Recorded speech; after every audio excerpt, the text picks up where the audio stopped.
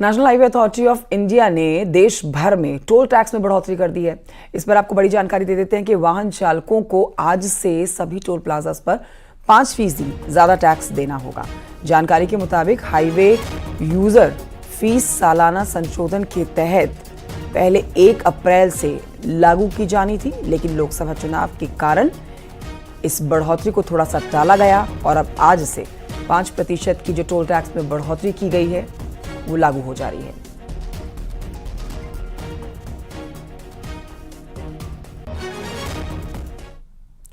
लोकसभा चुनाव में वोटिंग के बाद अब नतीजों पर सबकी निगाहें हैं। लोकसभा चुनाव संपन्न होने के बाद चुनाव आयोग आज प्रेस कॉन्फ्रेंस करेगा। दोपहर 12:30 बजे चुनाव आयोग की ये प्रेस कॉन्फ्रेंस होनी है।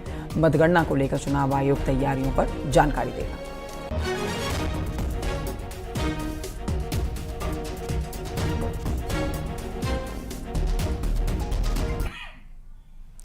उत्तर प्रदेश के एग्जिट पोल में एनडीए को गठबंधन एनडीए का जो है जिस पर बड़ी जीत पाता हुआ गठबंधन आगे बढ़ रहा है, तो वहीं इंडिया गठबंधन को एग्जिट पोल में 9 से 12 सीटें मिलने का अनुमान है।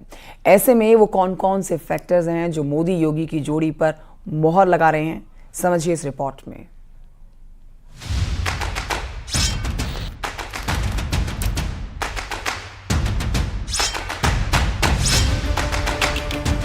अगर एग्जिट पोल का नंबर परिणाम में बदल जाए,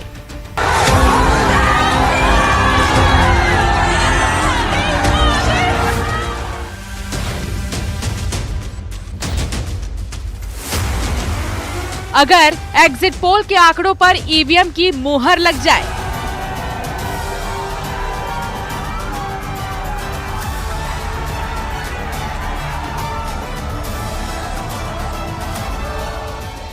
तो एक बार फिर मोदी योगी का जादू उत्तर प्रदेश में हमेशा हमेशा के लिए अजय अमर हो जाएगा, क्योंकि एग्जिट पोल के मुताबिक यूपी में एनडीए को 68 से 71 सीट का अनुमान है।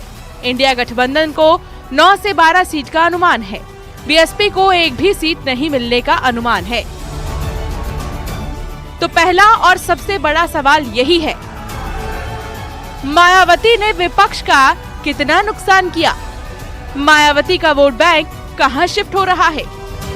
क्योंकि बीजेपी उत्तर प्रदेश में एग्जिट पोल से बेहतर परिणाम की उम्मीद लगा रही है, तो विपक्ष अब भी एग्जिट पोल को हजम नहीं कर पा रहा है।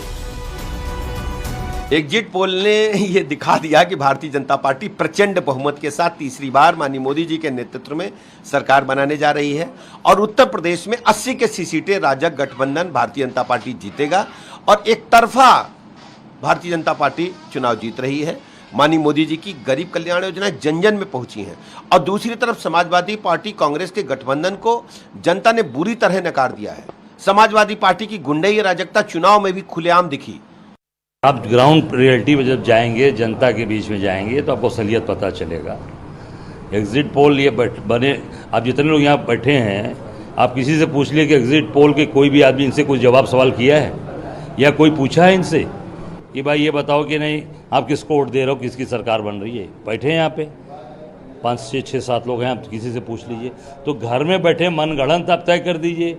जो योगी और मोदी और इन्होंने कहा मिसाने 400 पार, 400 पार, तो 400 पार है। दरअसल जिस रणनीति के साथ बीजेपी यूपी के मैदान में उतरी, जिस चाणक्य नीति के दम पर अमित शाह ने पहले चरण से आखिरी चरण तक मोर्चा संभाला, जिस प्लानिंग के साथ मोदी योगी की जोड़ी ने रिकॉर्ड चुनावी जनसभाएं की, उसी का असर है कि महिला से लेकर मुस्लिम वोट बैंक तक को भेदने में बीजेपी सफल रही। आज हम लोगों ने मोदी जी के लिए दुआएं मांगी हैं, नमाजें अदा किया है कि नमाज पढ़ के हम लोग जितनी मुसलमान महिलाएं हैं सब लोग ने दुआ किया है कि नमाज पढ़ के कि तीसरी मर्तबा प्रधानमंत्री मोदी जी फिर से बने। सब लोग मिलके मोदी जी के लिए दुआ किए हैं कि मोदी सरकार फिर से आए। हम लोग चाहते हैं कि वो आके फिर से इससे अच्छा और ज़्यादा काम करें। हालांकि एग्जिट पोल के मुताबिक राम मंदिर, मुस्लिम आरक्षण जैसे मुद्दे भी चुनावी रण में अहम साबित हुए। तभी तो बीजेपी 2014 और 2019 के परिणाम से कहीं आगे निकल रही है, लेकिन विपक्ष को एग्जिट पोल का नंबर अब भी कबूल नहीं। मैं समझती हूँ कि इसमें कोई अतिशयोक्ति नहीं है कि 4 जून को जो रिजल्ट आएंगे वह प्रचंड बहुमत भारतीय जनता पार्टी की सरकार बनने जा रही है और आदरणीय प्रधानमंत्री तिबारा प्रधानमंत्री बनेंगे। विपक्ष को यह पप्पू मेकिंग बंद कर देनी चाहिए और विपक्ष को यह जानना चाहिए that India is a democratic country, हम एक लोकतांत्रिक देश हैं और मीडिया के बारे में इस प्रकार की बात कहना भी मुझे लगता है गुनाह है। ये मनोवैज्ञानिक प्रेस बना रहे हैं। देखिए, हमारा कार्यकर्ता मजबूती के साथ अपनी ड्यूटी पर रहेगा और कहीं पर भी बेईमानी नहीं होने दी जाएगी और इंडिया गठबंधन और समाजवादी पार्टी सरकार बनाएगी। तो क्या यूपी में एक बार फिर मोदी योगी का जादू चल गया? एग्जिट पोल में यूपी में बीजेपी की बड़ी जीत का फैक्टर क्या है? आखिर कैसे एक बार फिर हाथ और साइकिल का साथ कमजोर पड़ने लगा? अब इन सारे सवालों का जवाब 4 जून को मिलेगा। Bureau report, news 18।